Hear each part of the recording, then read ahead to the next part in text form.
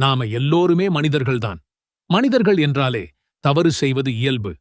நம்மில் யாரும் நான் ஒரு பாவமும் செய்யாதவன் என்று நெஞ்சில் கை வைத்துச் சொல்ல முடியாது.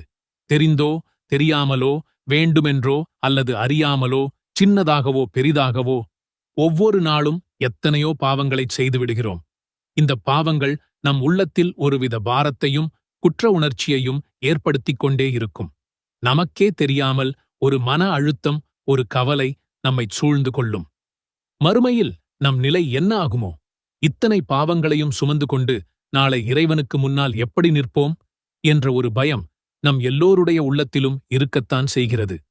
இந்த கவலையிலிருந்து விடுபட, இந்த மனபாரத்தை இறக்கி வைக்க, அந்த மகத்தான இறைவனின் மன்னிப்பை பெற வழி என்ன என்று எப்போதாவது யோசித்திருக்கிறீர்களா? ஒருவேளை நான் உங்களிடம் மிக எளிமையான ஆனால் மிக சக்தி வாய்ந்த ஒரு பிரார்த்தனை இருக்கிறது என்றும் அதை முழு நம்பிக்கையோடு ஒருவர் ஓதினால் அவருக்கு சொர்க்கம் கிடைக்கும் என்பதற்கு நபி ஸல்லல்லாஹு அலைஹி வஸல்லம் அவர்களே நற்செய்தி சொல்லியிருக்கிறார்கள் என்றும் சொன்னால் நம்புவீர்களா?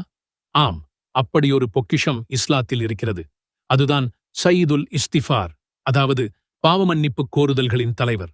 இந்த வீடியோவில் அந்த மகத்தான துஆவின் ஒவ்வொரு வார்த்தையின் ஆழமான அர்த்தத்தையும், அது எப்படி நம்முடைய அன்றாட வாழ்க்கையை மாற்றப் போகிறது என்பதையும் விரிவாக பார்க்கப் போகிறோம்.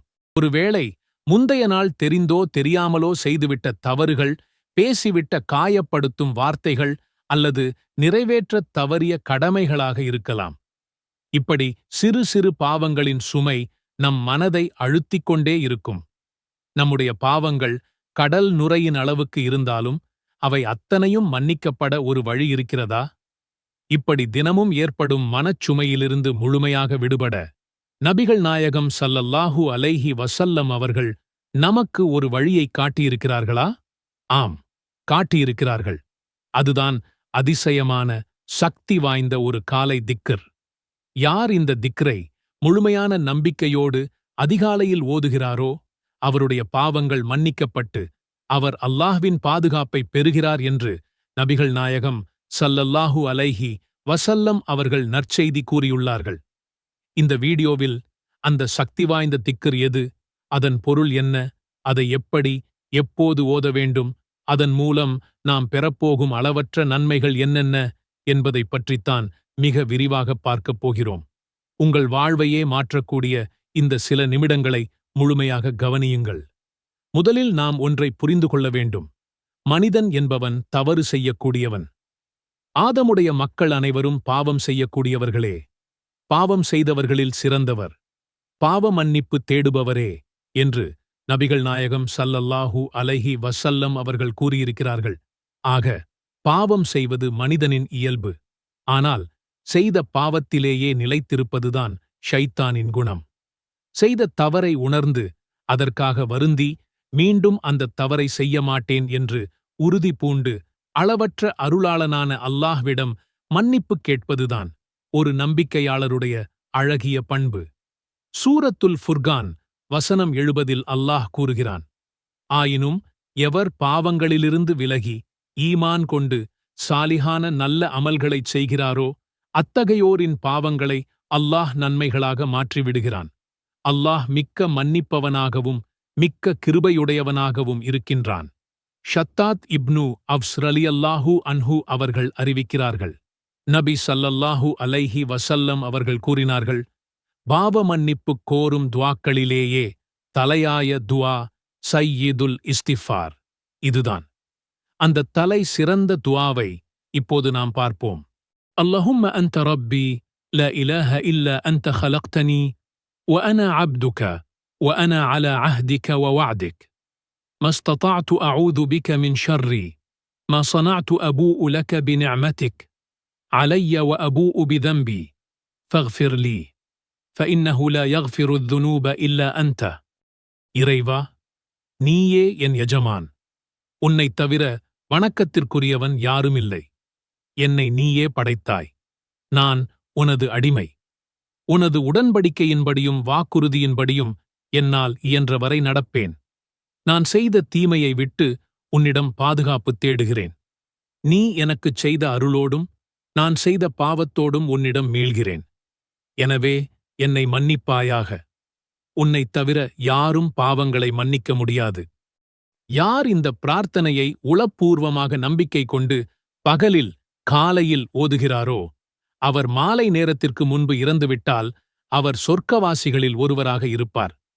யார் இதை உளப்பூர்வமாக நம்பிக்கை கொண்டு இரவில் ஓதுகிறாரோ அவர் காலை நேரத்திற்கு முன்பு இறந்துவிட்டால் அவரும் சொர்க்கவாசிகளில் ஒருவராக இருப்பார். சுப்ஹானல்லாஹ், சுப்ஹானல்லாஹ். சொர்க்கம் ஒரு நம்பிக்கையாளரின் இறுதி இலக்கு, உண்மையான வெற்றி. அந்த சொர்க்கத்தை அடைவதற்கு இந்த ஒரு திக்கர் காரணமாக அமைகிறது என்றால் இதன் மகத்துவத்தை நாம் எண்ணிப் பார்க்க வேண்டும். காலையில் ஓதியவர் அன்று மாலைக்குள் மரணித்தால் அவர் சொர்க்கவாசி. மாலையில் ஓதியவர் காலைக்குள் மரணித்தால் அவரும் சொர்க்கவாசி. ஏன் இந்த மிகப்பெரிய வெகுமதி? ஏனென்றால் யார் பாவங்கள் மன்னிக்கப்பட்ட நிலையில் மரணிக்கிறாரோ அவர்தான் சொர்க்கம் செல்ல முடியும். இந்த திக்ரை உளப்பூர்வமாக ஓதுவது நம்முடைய பாவங்கள் மன்னிக்கப்பட ஒரு காரணமாகிறது. அன்றைய தினம் நாம் செய்யும் சிறு பாவங்களை அல்லாஹ் இதன் பரக்கத்தால் மன்னித்து விடுகிறான்.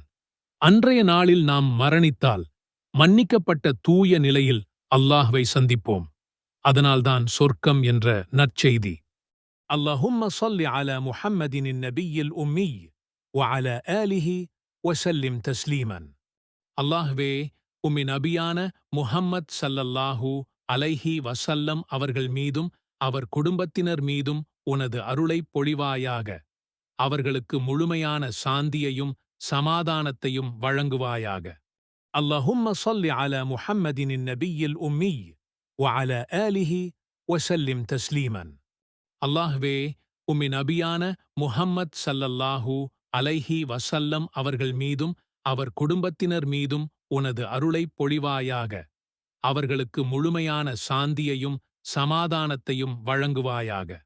அல்லாஹும்ம ஸல்லி அலா முஹம்மதின் நபியில் உம்மி வஅலா ஆலிஹி வஸல்லிம் தஸ்லீமன். அல்லாஹ்வே, உம்மி நபியான முஹம்மத் ஸல்லல்லாஹு அலைஹி வஸல்லம் அவர்கள் மீதும் அவர் குடும்பத்தினர் மீதும் உனது அருளைப் பொழிவாயாக. அவர்களுக்கு முழுமையான சாந்தியையும் சமாதானத்தையும் வழங்குவாயாக. ربنا آتنا في الدنيا حسنة وفي الآخرة حسنة وقنا عذاب النار. துஆவின் பொருள், எங்களின் இறைவா, இம்மையிலும் நல்லதைத் தருவாயாக, மறுமையிலும் நல்லதைத் தருவாயாக, மேலும் நரக வேதனையிலிருந்து காப்பாற்றுவாயாக. ربنا آتنا في الدنيا حسنة وفي الآخرة حسنة وقنا عذاب النار. துஆவின் பொருள், எங்களின் இறைவா, இம்மையிலும் நல்லதைத் தருவாயாக, மறுமையிலும் நல்லதைத் தருவாயாக, மேலும் நரக வேதனையிலிருந்து காப்பாற்றுவாயாக.